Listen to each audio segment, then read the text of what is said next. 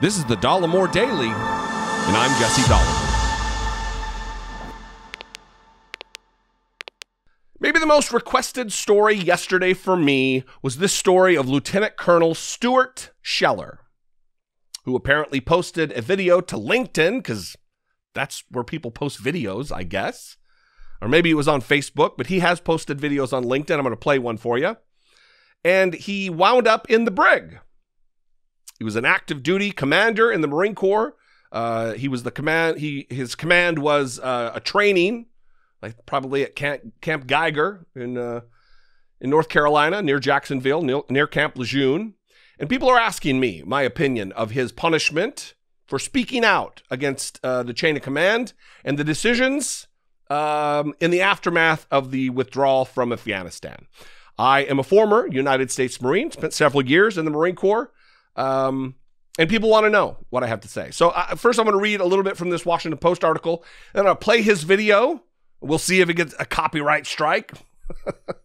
I believe it's fair use because I'm reporting on the news, and this is big news.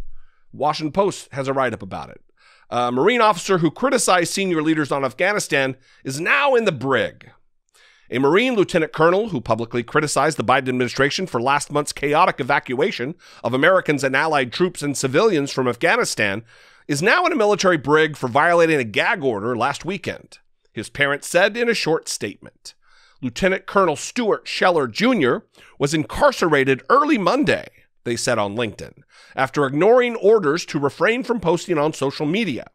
Scheller, who was relieved of his command after his initial criticism of the evacuations, has been put in pretrial confinement at Camp Lejeune, North Carolina, according to Marine Corps spokesman Captain Sam Stevenson. I used to be stationed at Camp Lejeune, very intimately familiar with this base. But Scheller doesn't yet face charges, Stevenson said. The allegations against Lieutenant Colonel Scheller are merely accusations. He is presumed innocent until proven guilty. The lieutenant colonel stands accused of showing contempt toward officials, willfully disobeying a superior officer, failing to obey lawful orders, and committing conduct unbecoming of an officer. The time and date and location of his proceedings have not yet been determined, Stevenson said. Scheller's representatives could not be reached. Scheller was relieved of command shortly after posting a video on Facebook that demanded senior officials be held accountable for the Taliban's sudden takeover of Afghanistan and the deaths of 13 American service members killed in a Kabul attack last month. He has said he plans to resign his commission. The video, which Scheller shared hours after the Kabul attack, has been viewed 1 million times and shared 66,000 times on Facebook. I want to say this very strongly, he said in the video. I have been fighting for 17 years. I am willing to throw it all away to say to my senior leaders, I demand accountability. Scheller has been critical of both Democrats and Republicans in subsequent social media statements, but has appeared to attract more support from the political right for criticizing the Afghanistan withdrawal, including from Representative Dan Crenshaw, Republican of Texas, and former President Donald Trump, who shared a story about Scheller last month on his website. Scheller, though, has distanced himself from the former president and his supporters, saying on Sunday in a Facebook post that he doesn't want his help. Quote, I was told by everyone to kiss the ring because of your following and power. I refuse, he said. Now, I'm going to play the video in its entirety here, and then I'm going to play something that he posted on LinkedIn that I screen grabbed, because I think it's important to have the full context of who he is. One, I'll just say this. I'll say this up front. I believe it is an overreaction to put this gentleman in the brig. Do I disagree? Do I agree that there should be consequences? Yeah, he agrees. He understands that there could possibly be consequences. He's resigning his commission. Acts of civil disobedience, I realize this isn't civil disobedience because he's a Marine, but acts of disobedience like this come with the possibility of consequence. The Lieutenant Colonel Scheller is not immune from those consequences. He understands that. He's doing this full well, knowing what the possibility of consequence is, what the possibility of military retribution, of justice in this case, under the Uniform Code of Military Justice, the UCMJ. So do I think he should be in the brig? No. But should he face non-judicial punishment? NJP, as they say in the Marine Corps? Yeah. Should he lose his commission? Maybe. Discharge? Maybe. But I think the brig is a strong overreaction for someone voicing their opinion. He's been relieved of his command. That seems enough to me. Let's play the video. I'll read a little bit more from the article, and then we're going to play this other clip from LinkedIn. Watch this. My name is Lieutenant Colonel Stuart Scheller, United States Marine Corps. I'm the current battalion commander for Advanced Infantry Training Battalion. I've been in the Marine Infantry for 17 years. Started my tour with Victor 1-8. It's the current unit that's doing perimeter security, dealing with the mess that's going on there. You can see open source reporting that there was an explosion and some people were killed. I know through my inside channels that one of those people that were killed was someone that I have a personal relationship with. Won't go into more details because the families are still being notified.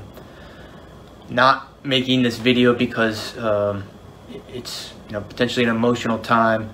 Making it because I have a growing discontent and contempt for my perceived ineptitude at the foreign policy level, and I want to specifically ask some questions to some of my senior leaders.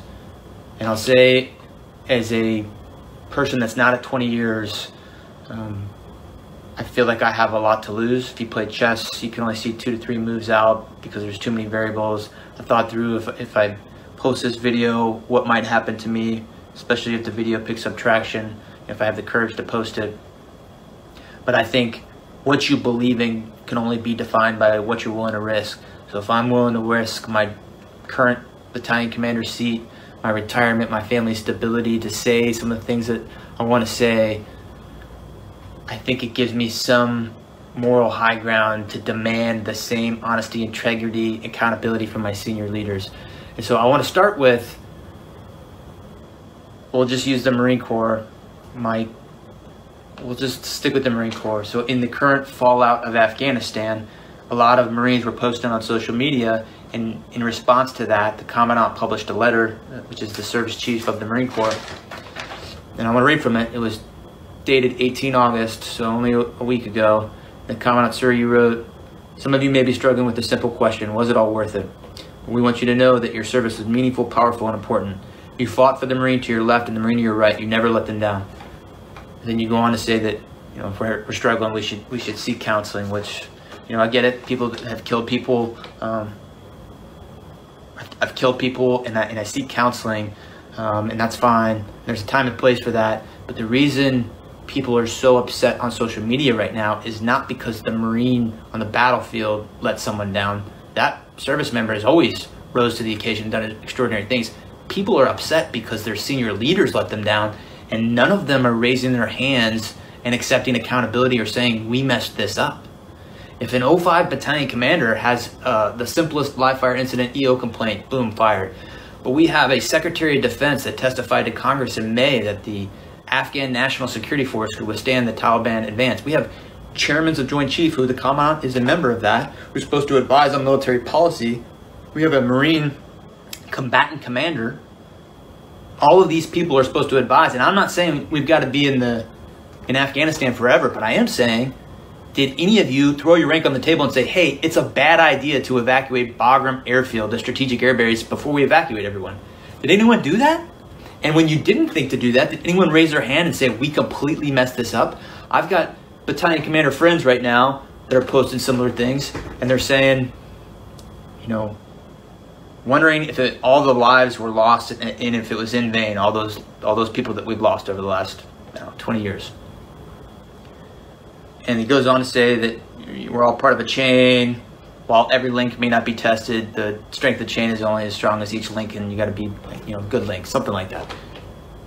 And what I'll say is, and from my position, potentially all those people did die in vain if we don't have senior leaders that own up and raise their hand and say, we did not do this well in the end. Without that, we just keep repeating the same mistakes. This amalgamation of the economic / corporate / political / higher military ranks are not holding up their end of the bargain. I want to say this very strongly. I have been fighting for 17 years. I am willing to throw it all away to say to my senior leaders, I demand accountability. So what do you think about this? Listen, I was critical in the days post the Afghanistan withdrawal. The Biden administration made a mistake. The strategy was flawed. The execution was obviously flawed. The intelligence on the ground was abysmal. This isn't like a situation in North Korea or possibly even Iran, where we don't have a lot of boots on the ground. We don't have human intelligence assets. We had that in Afghanistan. There were Americans on the ground. We should have known how quickly the Taliban would come back. And the fact that it fell into disarray so quickly, people need to be held accountable. I agree. People should be held accountable. Enough with the excuse making.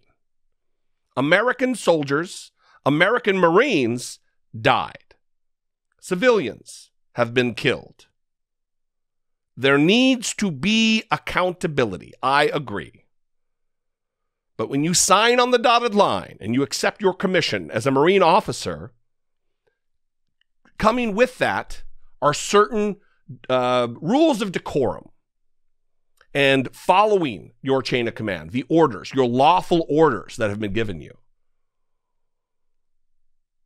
So I don't think you should be in the brig, but absolutely I think there should be consequences. Finishing this article, Scheller has won sympathy from veterans who shared his frustration about Afghanistan, but his public questioning of the chain of command, while still an active service member, has been interpreted by some in the military as an act of unwarranted defiance and as a challenge against civilian control over the armed forces. Other remarks from Scheller have been seen as more alarming. A LinkedIn video, which I'm getting ready to play, posted a few days after his first video that attracted national attention, echoed the rhetoric used by some January 6 insurrectionists, urging his supporters to follow him and bring the system down. Here is a brief clip, the last minute or so of that particular video, in which he says the thing about bringing the system down.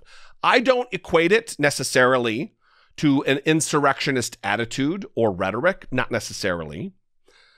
But I do think, and this is just my dumbass opinion, I don't have any training in this area. I'm not my wife, who's a therapist, a psychotherapist. It seems to me that Lieutenant Colonel Scheller is in crisis, whether that be emotional or mental crisis. I think he needs some help. And I don't say that pejoratively. That's not an attack on his character. If he's in need of mental health assistance, it should be readily available to him.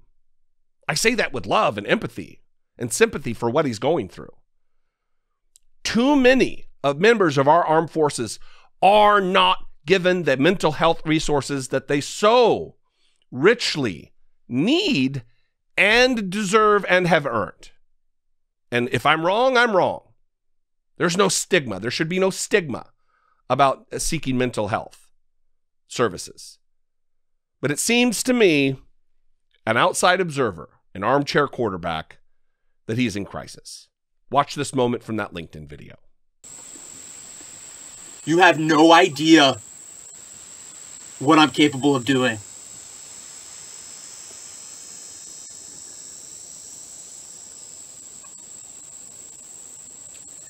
To all the congressmen, senators, every media station across the globe, to all the rich philanthropists, I appreciate the support, and I'm going to need your support. To the Bellwether Alliance, I'm a coin-carrying member. We have all these laws on how to create wealth. The one thing they don't tell you is that going after stability and money can make you a slave to the system, and it can make you compromise what you truly believe in. I don't need a single dollar.